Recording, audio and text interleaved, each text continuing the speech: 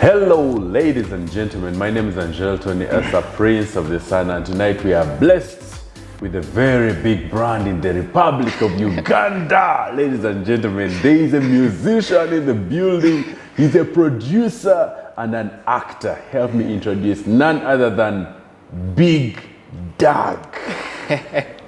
The man. My brother. Big Doug. What's up, man? Cool, bro. How you doing? Good, how are you? Big Doug is the name. Big Doug is the name, yeah. Who is Big Doug? Big Doug is just like how you've described, a musician, movie producer, basically a filmmaker, and then an actor as well. You're an actor as well. Though I like to just brand myself as an artist because that covers it all. Yeah, I do a lot of things that are in the creative world. Okay. Yeah. Okay. So, wow, so we can say you're an artist. I'm an artist. And in your artist world, you're a musician. I'm a filmmaker. A filmmaker, and in the filmmaking, you're an actor. In the filmmaking, I'm a movie producer. I ventured into directing, and I'm also an actor. And you're an actor. And now the biggest of them all is that I write. Oh, you're also a writer. Yes. Wow. So I write music, I write poetry, I write movies, I write a lot of things. Yeah. In order of preference in filmmaking, which one would you put first? Writing, acting, producing. Producing comes first. Making the movies. Okay. So when you're making the movies, you write your own movies. Yeah. Okay. I write. So in Uganda, most times we are told when people are making movies, they already have their cast in the head. Is that what is happening now? Or you do auditions? No, usually it depends. Sometimes you can write a movie with fictional actors in your head. There's definitely someone in your head when you're writing. Yeah, and sometimes you write with someone in mind. For example, if I have a movie idea and I think Angel can do it, I can use Angel as my, you lead me on while I write my script. I know that it's him who's going to do it. So if I'm describing muscles, I describe yours. If I'm describing eyes, I describe yours. So that's basically it. But it depends on what the writer or the entire company pictured in the beginning. For example, if we're writing a movie and we want, let's say, one of Uganda's actors, Mushema, to do the lead, let's say, we can write towards that, towards him doing the lead. And sometimes you don't even have the person. You just have the picture of that person that you had, and then you look for the similarities among the actors when you're doing auditions. So the actor, you get a couple, so you can end up with Angel, with Mushema, with Kutos, with anyone, and then you have to choose among those ones. Okay. Yeah. Okay. Yeah. So most of the times, people complain that when auditions come, normally producers have people they want. So what's the use of auditions? No. Now, I don't know. I can give you an example of my own project. Yes. Yeah. I'm working on a project called Eva, the film. So now on that project we had our majors, those ones we chose without going for auditions, the major actors. So now there are those other actors, basically the supporting actors that you'll be looking for. So when you call an audition, and now one thing that I have to make clear to people is that an audition as well, especially in our setting here in Uganda, is also part of marketing. Like alerting the public that you have a project that is coming. Yes. So in that audition, actors shouldn't, and it's also good for actors like to come for these auditions because it helps them with the socializing, especially if you're a social person. But why would someone come to audition for an extra role when you already have your leads and supporting? Why should someone? Because you're just marketing and so someone comes for there's no one who can waste their resources to put up an audition looking for extras. No. There's definitely that. Even if there are 3 actors they are looking for, you'll come when you are 1,000 and the producer just wants 3 actors, and out of those 1,000 they'll have to get those 3 out. Wow. Yeah, I can be having all my 14 ready, the leads, and I need only 3. Only 3. And I don't know where to find them. So I call an audition. Yeah. Okay. You spend however much you're spending in the audition to get those 3. So it's upon the actors to maximize, Sometimes we see performances on auditions and they make you want to change your script even to include in that person who did really good. So that's what happens. When you're coming for the audition, don't come with that mindset that, they already have their actors. You come with one eye to make an impression. Okay. Yeah. Can that help you get into the next project for that producer? Trust me. Usually, so during the audition, you make a database of good actors as well? That you doing the audition, you make a database of some good actors and you earmark them maybe for another project. Yeah, I've had the opportunity of being among casting. I think like twice now. Like, you know, being back there and seeing how things are done now. So one thing I see most is he's really good, but he doesn't suit the part. Okay. Yeah. So you've made an impression there, and that's a win. That's a win already. Because if I have a next project, even when I'm writing probably the next script, I'll think about you. This person. Yes, this person did really well. So while you do that, which challenges are you seeing with Ugandan actors? Challenges? Yes, with Ugandan actors. What is really stopping Ugandan as an actor myself? I think Ugandan actors complain a lot. They complain a lot? Instead of putting in the work. By the way, if you look at actors who don't complain, they're somewhere. But there are these ones who came to talk. Yes. They're ever complaining. The ones who came to talk, ever complaining. Like when you go check their craft and all, you find Chibulamo. Yeah. Now those who focus on the work, putting in, you see them prosper. What complaints do they normally have? Like, are they genuine complaints or they just complain without even a reason? We are not getting parts. We are doing this. Trust me, if you there's no way you can fail to get a part when you're good. We've seen good people go up always. We've seen them. So the actors that irritate me are the ones who say those things. What you've been telling me. We go for auditions when they have already chosen their actors. Come and make an impression. Just do your part and go. Yeah, and you're not doing it for anyone. You're doing it for yourself. You know, come make an impression. Go. Don't go back and complain that they already had these ones. They already what. So people who complain are the ones who don't put in the work. Okay. The people who put in the work maybe sometimes don't even have to come for auditions. They're ever working. They don't have time to talk. They don't have to come for auditions. The person comes for auditions like twice, and all producers in Uganda have already seen their potential, and now they have to move on to East Africa. Yeah. Wow. They have to move on to Africa. You know, those are the steps. So come once, make an impression. If you come for auditions like maybe 15 times and you're not getting parts, consider, it's what I always tell people, consider going to an acting school. That means you're not talented yet. Really? Yes. So whoever fails auditions over 15, like many times, if you go many times, that means you have a problem. Oh. You can't fail all those times. Wow. Yeah. At least they can call you on the side. But it's always said that even the big guys have failed auditions countless times. The big boys in Hollywood or something. No. If there's making an impression. Me, that's what I'll always say. You come for the audition, do your best. After doing your best, maybe you may not get the part in this movie, but maybe the producer who was there on the auditions will forward you to another. This person can try that. This person. So that's how people stay relevant. Okay. It isn't that you fail at the audition and then you go and sit back home now and chill. And you wait for the next audition. So if you failed countless times, still, and they're not even calling you on the side. That means there's a problem. And they're not even calling you on the side. That means go better your craft. Maybe in an acting program. You know, acting school. Do we have acting schools in Uganda anyway?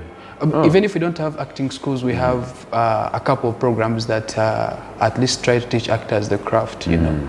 Yeah, we may not be as professional as Hollywood or any other industry, but there is somewhere where they teach actors how to be confident, how to be, you know, how to approach a script, how to approach a monologue, things of that kind, the basics basically.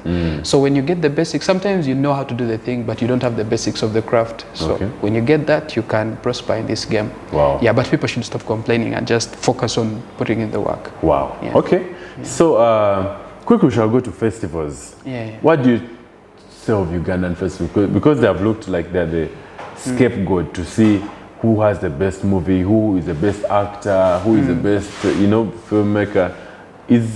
Are festivals like the UFF, Icon, the yardstick to show who is the best filmmaker in Uganda? Yeah, I trust our festivals. I trust all ratings. You know, these are the programs that rate our craft. They show how much we've grown. Yeah, and obviously, they need to be empowered more. Yeah, one thing that I've always had, the issue I've always had with festivals, though you know it takes time, is pushing these movies to the local audience. You know, sometimes you know, right now. Until now, when you talk of a Ugandan movie to anyone, I test it with my friends. Every time I make a new friend who is not in the industry, I try to tease them with a question about Ugandan movies, and obviously you see that disgust on their face, and they're like, Ugandan movies? Because the movies they know are the other ones. Yeah. Yes, they don't know that. You know the downtown movies there. They don't know The that, better movies, that they're there's. clean movies as well. They don't know that there's a league of movies that actually compete at platforms like Uganda Film Festival, the movies that compete at Icon. Amas, Those are Icon. movies that have been filtered, you know, like they're good. Like one thing about all those movies is good storytelling. Yeah. Always. And that's what grips people, because the Nigerian movies we watched all those many years ago were not a good picture, were not what, but they were fascinating stories, you know. You watch and you enjoy. So that is what these festivals are about. One thing that I noted is that they are careful with the stories they choose to compete. And that's what should actually even compel actors to pay attention to their scripts, to the story you're telling. First, the story. The story has to make sense. Some people might write a good script, but when you're telling a story that is complicated and people will not understand it, people will not relate. First, craft the story. Know that we're telling the story of Jipira and Labongo. What is interesting about it? Yeah, that's the story. Yes. Now the script. The scripting, now how you bring that story to life. Because many people have told that story. How are you going to tell it differently with the script? With the script, because the script directs everything usually. Okay. So from that, then other aspects can come in. Me, I take those other aspects as the easier ones. Okay. Yeah. Okay. You can do it any other way as long as you as long as you have a good story. But then that's the way that you have to pay attention to as well. You get the best of the best. When you have a good story, don't spoil it in the making. Okay. Yeah. Well, so quickly while we end the segment of film and all that, which advice would you give to writers? Because nowadays there are very many writers coming up. Almost everyone is a writer. Almost everyone. Which advice? Everyone comes and says, I can write a script, and they make their movie and the story. I'm fascinated by that. Yeah? You know. So what advice do you give writers who are coming up? Very many people who are learning to write People movies. who are learning to write. Yeah. You know. What should inspire someone to write a movie? Should it just be maybe a life story that they had, maybe a bad breakup with their ex and they come and write a movie? Or a childhood story, how they were mistreated by their stepmother, then they come and write a story? What should really inform someone's script to say, yes, this is an intriguing story that... Anything can inform one's storytelling. It can be a true story, it can be fiction, it can come just from your imagination, you know? Like, what obviously the advice I'd give to the writers, the ones who are coming up, the ones who are coming up and saying, I'm a writer, I'm this, I'm this, get the basics. Get the basics, know how to write a story, know the beginning, the middle, the end, yeah? Know how to craft your story very well, because I've obviously met people who want to write, but then you find the story has gaps, starts from here, it is here, like, you know, there are very many aspects of storytelling that you can incorporate in your story and they make it interesting, you know. Those were simple things. They're the people that people have to learn, because, you know, you can have a very beautiful story, like I've told you in the beginning, a very beautiful story, and you destroy it in writing, So that is why in most cases people hire writers, like people to write, because you can have a very good story, but the crafting, get a good writer, and the people who call themselves writers, you might find that someone is a storyteller, you know how to tell a good story, but you can't write it, you can't write dialogue, you can't describe, you can't describe characters, you can't like fashion your beginning, the middle, and the end. But you have the entire scenarios, everything in your head, yes, in your but head. you can't put it into paper. Yeah. I work with a partner who is like that. She doesn't write, but she always has amazing stories. Create stories. Yeah, she has amazing stories. She tells you the block of the story, and then you just sit down and break it down into what we would call the script that would end up being on the screen now. Yeah. So people who are good storytellers and they are interested in writing should also consider film school now. Because you know, school is good. That is not common here. Mentorship is the common thing, but you know, just get the craft well and then start designing good stories for us. Now, Doug, when it comes to the Ugandan film industry, there are very many complaints coming up about exploitation, producers exploiting actors in different ways of exploitation. It could be in terms of payment, it could be in terms of costumes, it could be in terms of transportation, could be in terms of sexual harassment and all that. What do you have to speak about this that is going on in the industry? Now, all I can say is that people just have to be aware.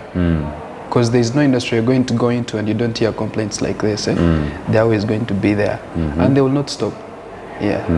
Like, so it is there to stay. They are here to stay. You've had it in Hollywood, you've had it everywhere. And people have to just know that if you come into this industry you're going to be taken advantage of. You're weak. You're weak. Like,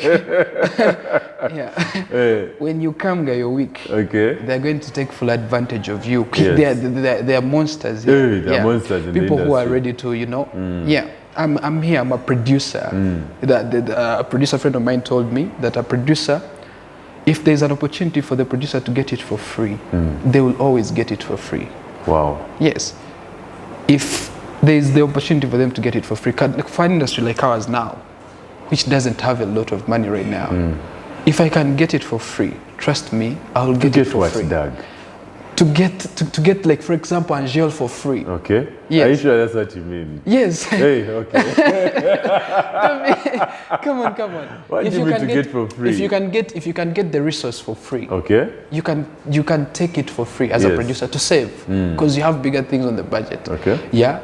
If an actor like Angel is worth like, let's say, 500K a day, and I can get him at 50K a day.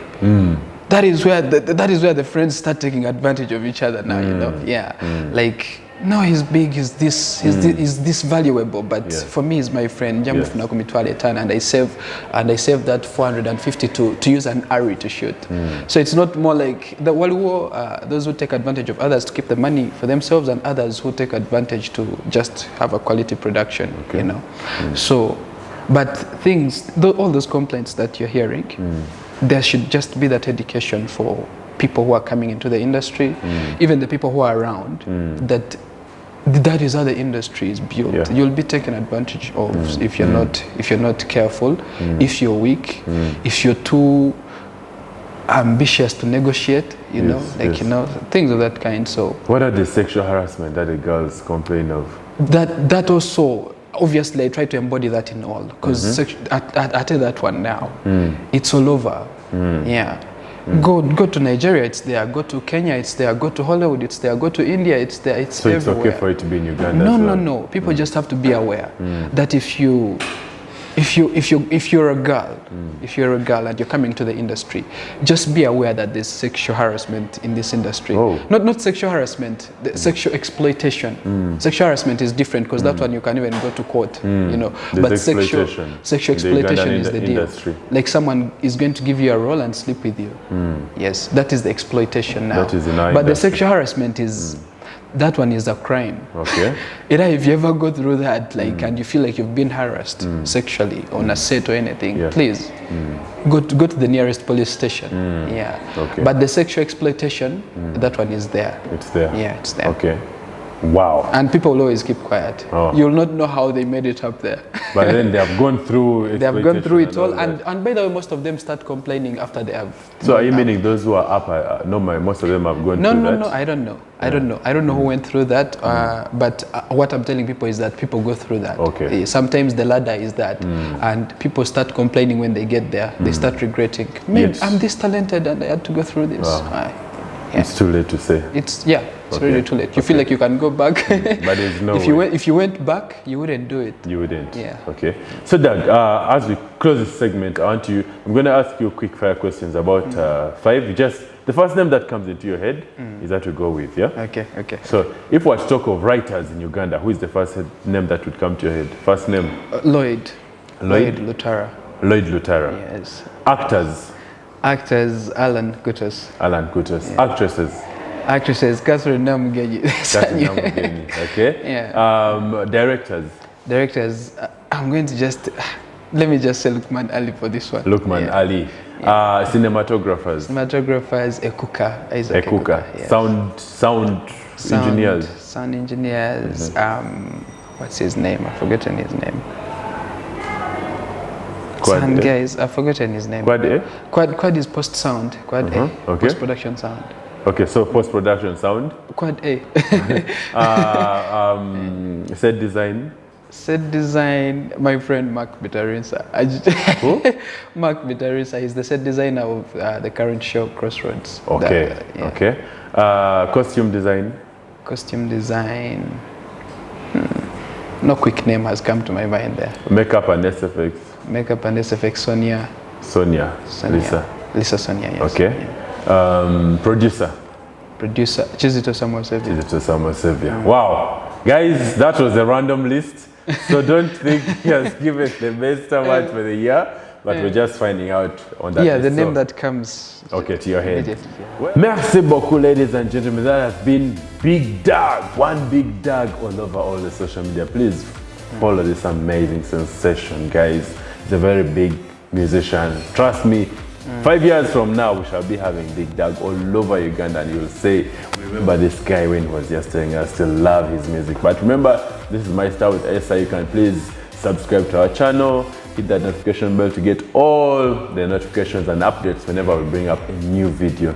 This is Infinity Lounge. My name is Angel Tony Esa, Prince of the Sun. Ciao, adios, peace.